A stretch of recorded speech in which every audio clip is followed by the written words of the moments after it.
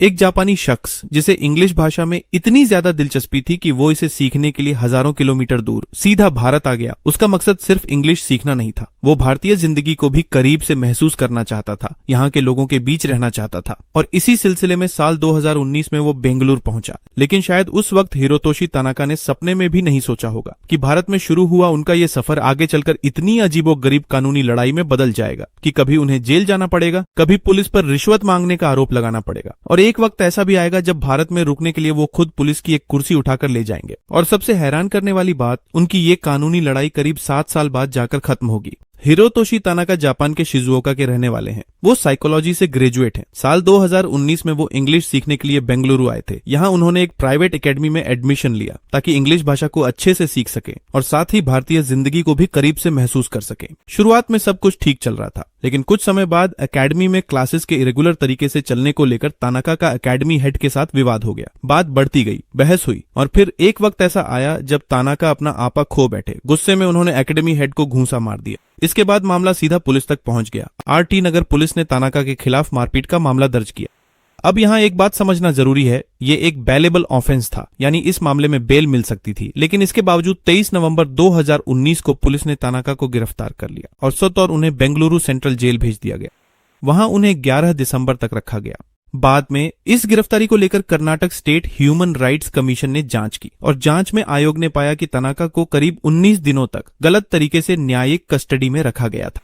Tanaka के लिए ये पूरी सिचुएशन इसलिए भी मुश्किल थी क्योंकि उन्हें इंडियन लीगल सिस्टम की ज्यादा जानकारी नहीं थी। उन्हें पता ही नहीं था कि लॉयर से कैसे मदद ली जाए, बेल की प्रोसेस क्या होती है और ऐसी सिचुएशन में अपने राइट्स के लिए क्या करना चाहिए। ऊपर से तानाका ADHD और इंसोम्निया की मेडिसिन लेते थे, लेकिन जेल में उन्हें ये मेडिसिन नहीं मिल पाई और इसकी वजह से उनकी हालत और बिगड़ गई। जेल में रहते हुए तानाका की मुलाकात हत्या के आरोप में बंद एक कैदी से हुई जिसका नाम शंकर बताया गया। शंकर ने उनकी मदद की और धीरे धीरे तानाका को अपनी लीगल सिचुएशन समझने में मदद मिली। इसके बाद मामला आगे बढ़ा और आखिरकार 2 नवंबर 2020 को कर्नाटक हाई कोर्ट ने दोनों पक्षों के बीच हुए सेटलमेंट के बाद FIR को रद्द कर दिया। यानी जिस केस की वजह से तानाका जेल पहुंचे थे वो केस आखिरकार खत्म हो गया। लेकिन तानाका की मुश्किलें अभी खत्म नहीं हुई थीं। जेल से बाहर आने के बाद तानाका ने आरोप लगाया कि एक पुलिस ऑफिसर ने मामला खत्म करने के बदले उनसे रिश्वत मांगी थी। अब तानाका ने तय कर लिया कि वो इस मामले को चुपचाप छोड़ने वाले नहीं है। उनके पिता खुद जापान में पुलिस ऑफिसर हैं, इसीलिए उन्होंने करप्शन के खिलाफ लड़ाई लड़ने का फैसला किया। लेकिन इस लड़ाई के दौरान उनकी फाइनेंशियल कंडीशन इतनी खराब हो गई कि कई बार उनके पास रात गुजारने तक के पैसे नहीं थे। पैसों की तंगी के कारण उन्हें RT नगर पार्क और यहाँ तक कि पुलिस स्टेशन परिसर में सोकर रातें बितानी पड़ी। आखिरकार उन्होंने Karnataka state human rights commission में कंप्लेंट दर्ज कराई और अपनी पूरी परेशानी आयोग के सामने रख दी। लेकिन तभी उनकी मुश्किलों में एक और नया मोड़ आ गया। मानवाधिकार आयोग में उनका मामला अभी पेंडिंग ही था कि फॉरेनर्स रीजनल रजिस्ट्रेशन ऑफिस यानी FRRO ने उन्हें 28 फरवरी 2021 तक भारत छोड़ने का निर्देश दे दिया।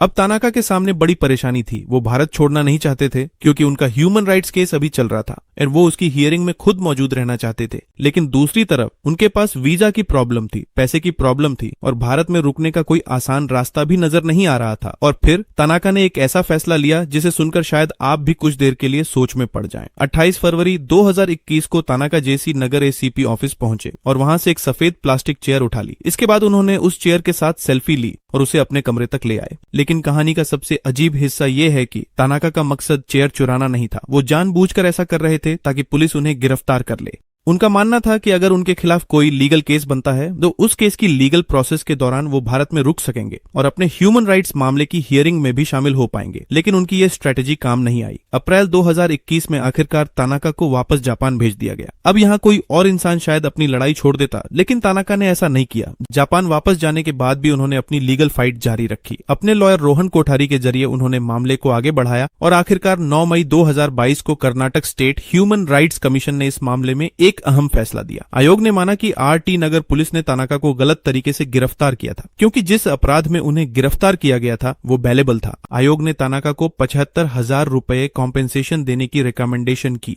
और संबंधित पुलिस ऑफिसर के खिलाफ एक्शन लेने की भी सिफारिश की। लेकिन फैसला आने के बाद भी कहानी खत्म नहीं हुई। अब बारी थी कंपेंसेशन मिलने की और इसमें भी देरी होती चली गई। फैसला हो चुका था, रकम तय हो चुकी थी, लेकिन तनाका को पैसे नहीं मिल रहे थे। आखिरकार उन्होंने इस देरी को लेकर कर्नाटक हाईकोर्ट का दरवाजा खटखटाया और फिर शुरू हुआ एक और इंतजार। 2019 में शुरू हुई ये कहानी 2020 में एफआईआर खत्म होने तक पहुंची। 2021 में तनाका को भारत से वापस भेज दिया गया। 2022 में ह्यूमन राइट्स कमीशन ने उनके पक्ष में फैसला सुना दिया, लेकिन कंपेंसेशन की रकम उन्हें मिली जून 2026 में, यानी करीब 7 साल बाद। कर्नाटक सरकार ने आखिरकार 75,000 रुपए की कॉम्पेंसेशन अमाउंट उनके लॉयर को ट्रांसफर कर दी और बाद में ये रकम तानाका की इंडियन वाइफ के अकाउंट में भेज दी गई। लेकिन हिरोतोशी तानाका की कहानी अब भी पूरी तरह खत्म नहीं हुई है। अब वो कोशिश कर रहे हैं कि उनका नाम ब्लैकलिस्ट से हट जाए ताकि वो दोबारा भारत आ सके। और इस बार उनका मकसद सिर्फ भारत आना नहीं है, वो अपनी इंडियन वाइफ के साथ उनके होम टाउन पूर्वोत्तर भारत जाना चाहते हैं। जरा सोचिए, एक इंसान साल 2019 में सिर्फ इसलिए भारत आता है क्योंकि उसे इंग्लिश भाषा सीखने में इतनी दिलचस्पी है कि वो अपना देश छोड़कर हजारों किलोमीटर दूर आ जाता है। वो भारतीय जिंदगी को करीब से महसूस करना चाहता है, लेकिन यहाँ आने के बाद एक एकेडमी में हुई बहस उसे पुलिस और फिर जेल तक पहुंचा देती है। जेल के बाद पुलिस पर रिश्वत मांगने का आरोप, पैसों की तंगी, पार्क और पुलिस स्टेशन परिसर में रातें, भारत में रुकने के लिए पुलिस की चेयर तक उठाने की कोशिश और फिर जापान लौटने के बाद भी 7 साल तक चलती लीगल फाइट और आखिरकार 7 साल बाद जाकर उसे कंपेंसेशन मिलता है। इस पूरी कहानी में सबसे हैरान करने वाली बात शायद यही है कि तानाका की भारत आने की शुरुआत इंग्लिश सीखने और भारतीय जिंदगी को करीब से महसूस करने की इच्छा से हुई थी, लेकिन यही सफर उन्हें ऐसी कानूनी उलझनों में ले गया जिनसे बाहर निकलने में करीब 7 साल लग गए। अब सवाल ये है, क्या शुरुआत में तानाका के साथ हुई गिरफ्तारी वाकई गलत थी? क्या पुलिस की कार्रवाई सही थी या फिर इस पूरे मामले में कहीं ना कहीं तानाका की भी गलती थी? आप इस पूरी घटना को कैसे देखते हैं? कमेंट में अपनी राय जरूर बताइए और ऐसी ही दिलचस्प और हैरान करने वाली खबरों के लिए चैनल को सब्सक्राइब करना ना भूलें।